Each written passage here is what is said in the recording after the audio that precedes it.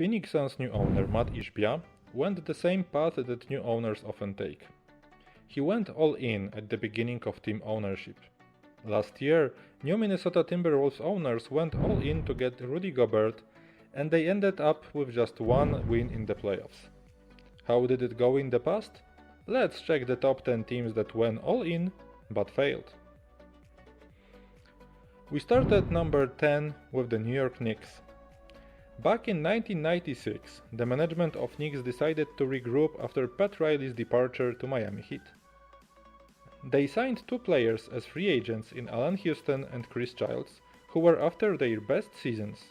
They also traded Anthony Mason to Charlotte Hornets in exchange for Larry Johnson. Their target were of course Chicago Bulls. And during the regular season they were really successful. They won 2 games with Bulls and lost 2. They finished season with 57 wins at 3rd place in the conference, but in the second round lost to Miami Heat after the fight which resulted in multiple suspensions on Knicks' side. Their window basically was closed then. Next season Patrick Ewing was sidelined throughout most of the season and the playoffs. In 1999 season they added a new piece with Latrell Sprewell and even got to NBA Finals, but without Ewing injured again, they had no response to San Antonio Spurs' Twin Towers. The run ended in 2000, when they lost in conference finals to Indiana Pacers. Number 9 belongs to the team that is still fighting to get out of my ranking. These are current LA Clippers. After winning a championship with Raptors, Kawhi Leonard was a free agent, and he wanted to join the Clippers, but had one condition, which was getting Paul George. Steve Ballmer didn't think about that too much and spent most of the team's future to get PG-13. Clippers sent Danilo Gallinari and Shai Gilgeous-Alexander plus 3 first-round picks and 4 pick swaps to Thunder. They already resulted in drafting Trey Mann, Jalen Williams and Jaime Jaquez, and the list will only grow. So far the Clippers made it to playoffs 3 times, even got to conference finals for the first time in team's history. But now I don't believe at all that they are able to get anywhere with George and Leonard as their leaders. And the reason is very simple. It is health. Leonard played so far only 49% of regular season games, whereas Paul George is a bit better, but 58% is not something that you can brag. Number 8 on the list is also connected to Paul George. It took a year for Sam Presti to reorganize a structure of the team after Kevin Durant's departure. In the summer of 2017, he decided to trade away 2 future All-Stars in Domantas Sabonis and Victor Oladipo to get Paul George. The second move he made was a bit smaller cost-wise, but also big because of Carmelo Anthony's name. Presti sent Enes Kanter and Doug McDermott and a future second-round pick, which Knicks used really well drafting Mitchell Robinson. And the results? First season they won 48 games and lost to Utah Jazz in first round of the playoffs. Carmelo Anthony was playing so bad that Thunder decided to trade him away quickly after season ended. They received Dennis Schroeder and Timothy Luwawu-Cabarrot instead.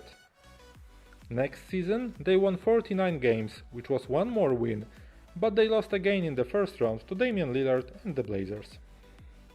The 7th spot goes to Phoenix Suns, who tried to get the championship in 1993. The Suns from late 80s and early 90s were a really good team. They played 4 straight times in the playoffs and even made it to conference finals twice. In 1992, the team named Paul Westphal a head coach and even before the draft traded 3 players in Jeff Hornacek, Andrew Lang and Tim Perry for Charles Barkley. The results were fantastic. Suns won 62 games, which was a team's record at that time. Charles Barkley was the league's MVP and they got to NBA Finals. But Michael Jordan and the Bulls turned out to be better. Suns tried again next year, but lost to eventual champions in Houston Rockets. In 1994, they signed Danny Manning, one of the biggest free agents that summer, but he played only 46 games and went down due to injury. Suns again lost to Rockets. They were even leading 3-1. The year later, Suns lost in the first round of the playoffs, and Charles Barkley demanded a trade again. But we will come back to this a bit later. When you have young LeBron James in contract year, and you are unable to reach agreement on extension, you go all in. And that's what Cavaliers did in 2009. They were just after the season in which they won 66 games and went to conference finals. But they wanted more, and made first move already in June 2009 by sending Ben Wallace to Phoenix Suns for old Shaquille O'Neal. Then during trade deadline added one more piece with Anton Jamison from Wizards. The result was being kicked out in the second round by Boston Celtics. LeBron James decided to take his talents to Florida, and Cavs won a total of 97 games in 4 years. Luckily, James got back and won a championship with them 6 years later. Number 5 on the list are Brooklyn Nets from 2014 season. The 2013 season was quite okay for them. They won 49 games, but were eliminated by Bulls in the first round, so they went for a rebuild. They hired Jason Kidd as their coach, signed Andrew Bledsoe and Andrei Kirilenko, and made a big trade with Boston Celtics. They got 36-year-old Kevin Garnett and 35-year-olds in Paul Pierce and Jason Terry. And what was the cost of the Celtics trade? 5 players, 4 first-round picks which were turned into Jaylen Brown, Markelle Fultz where Jason Tatum could be selected, and Colin Sexton. These were all Nets picks given away for those old guys. Nets got back 2 playoff berths, and that's it. No results, no future for the team, one of the worst moves ever. The same mistake was done by number 4 on my list, the Lakers, from 2004 season. They were champions from 2000 to 2002, but in 2003 lost to Spurs in Western semifinals, so they went all in. They signed 2 future Hall of Famers in Gary Payton and Karl Malone. Together they were able to get to NBA Finals, but lost to Pistons. There were many issues on that team, for example, Karl Malone trying to date Vanessa Bryant. After the team failed, the rebuild started. Payton and Shaq were traded away. Malone retired, and Kobe spent few years of personal vengeance on the league by scoring on everyone. Still, that 2004 season was way not successful. I promised you that we will come back to Charles Barkley, and we are on a 3rd place where Houston Rockets from 1996 stand. After 2 championships in 1994 and 95, Rockets lost 4-0 to Supersonics in 1996 playoffs.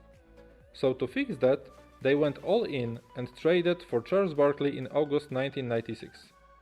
They gave up Sam Cassell, Robert Horry, Chucky Brown and Mark Bryant. The results were not bad because they got to conference finals and lost to Utah Jazz. A year later, the older team didn't succeed as well. Rockets again lost to Utah Jazz, but this time in first round. After that, Clyde Drexler retired, and Rockets tried to go all in one more time. They were lucky because Scottie Pippen wanted out of Chicago, and the Bulls wanted to get rid of him. The price was a big contract, plus Roy Rogers and 2nd round pick. Not that much, but the results were not good. All the Rockets got to playoffs after lockout season, but lost in the first round again, this time to Lakers. Pippen demanded a trade, was sent to Blazers, Barkley played only 20 more games and retired, and Hakeem Olajuwon stayed 2 more years and was traded to Toronto Raptors for basically nothing. 2nd place belongs to Brooklyn Nets with Kyrie Irving, Kevin Durant and the James Harden era. Few years after Garnett-Pierce fiasco, Nets went all in again. They signed Kyrie Irving as a free agent and added Kevin Durant via sign and trade with Warriors. The problem was that Durant was injured and would not play in the first year. But Nets did this trade knowing that first season won't be that successful. After 1 year, they added James Harden from Houston Rockets. The trade cost of Durant and Harden was high. D'Angelo Russell, Jarrett Allen, Taurean Prince, Caris LeVert and multiple future draft picks. And again this failed. Due to many reasons, the three played only around 20 games together and Harden demanded a trade. Durant was next, and finally Irving was sent out as well. Now Nets are again rebuilding. They again have a young, promising team, but probably in 3 to 4 years they will go all in one more time for some old, injury-prone stars. And finally, the worst team of all on my list are Lakers from 2012 season. They already had Kobe Bryant, Pau Gasol and Ron Artest, but decided to get more stars. Firstly, they traded away future picks for Steve Nash, who was already 38 that time. Then, they traded away Andrew Bynum and some other pieces to get Dwight Howard, who was already past his prime. They had a starting five with 5 All-Stars, but never won a single playoff game. The team started really bad, had 2 coaching changes that season, and in April lost Kobe Bryant, who tore his Achilles. In the playoffs, they lost 4-0 to San Antonio Spurs and had to change one more time. Bryant was out for a long time, Artest was waived, Dwight Howard left as a free agent, and Lakers had to wait multiple years until LeBron James decided to go there to be back in the glory again. And that's my top 10 teams that went all in and failed. How do you rate your top 10? Let me know in the comments. Remember to like the video and subscribe to the channel. Thanks for watching today and I see you next time. Bye. Next time. Bye.